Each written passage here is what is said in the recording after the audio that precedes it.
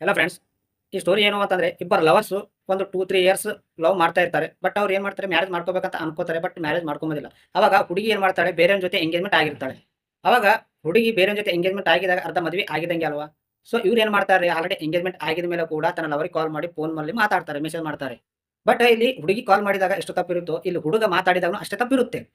ಹೇಗೆ ತಪ್ಪಿರುತ್ತೆ ಅಂತಂದ್ರೆ, ಈ ಹುಡುಗ ಟೈಮ್ ಪಾಸ್ ಸಲುವಾಗಿ ಏನಾದ್ರು ಮಾತಾಡ್ತಾನಲ್ಲ, ಆ ಹುಡುಗ ಮದಿಮಗ ಮೋಸ ಹೋಗಿದ್ದು ಅವ್ನಿಗೆ ಗೊತ್ತಿರೋದಿಲ್ಲ. ಸೊ ಆ ಮದಿಮಗ ಸ್ಥಾನದಾಗ ನೀವಾಗಿದ್ರೆ ಅದೇ ಸ್ಥಾನ ಆ ಹುಡುಗಿ ನಿಮ್ಮ ಲೈಫ್‌ನಾಗ ಹುಡುಗ ನಿಮ್ಮ ಲವರೇ ಆಗಲಿ, ಇಲ್ಲ ನಿಮ್ಮ ಹೆಂಡತಿನೇ ಆಗಲಿ, ನಿಮ್ಗೆ ಗೊತ್ತಿಲ್ಲ ಮೋಸ ಮಾಡಿದ್ರೆ ನೀವು ತಡ್ಕೋತೀರಾ? ನಿಮ್ಮಿಂದ ಆಗುತ್ತಾ? ಹೇಗೆ ಫೇಸ್ ಮಾಡ್ತೀರಿ? ಅನ್ನೋದೇ ಪಾಯಿಂಟ್. ಇನ್ನೊಬ್ಬರಿಗೆ ಬಂದಾಗ ಅದು ನಮಗೆ ಅಷ್ಟೊಂದು ನೋವಾಗಲ್ಲ. ಬಟ್ ಅದೇ ನಿಮ್ಗೆ ಬಂದಾಗ ಆ ನೋವು ಹೇಗೆ ನೀವು ಫೇಸ್ ಮಾಡ್ತೀರಾ ಅನ್ನೋದೇ ಪಾಯಿಂಟ್ ಇಲ್ಲಿ.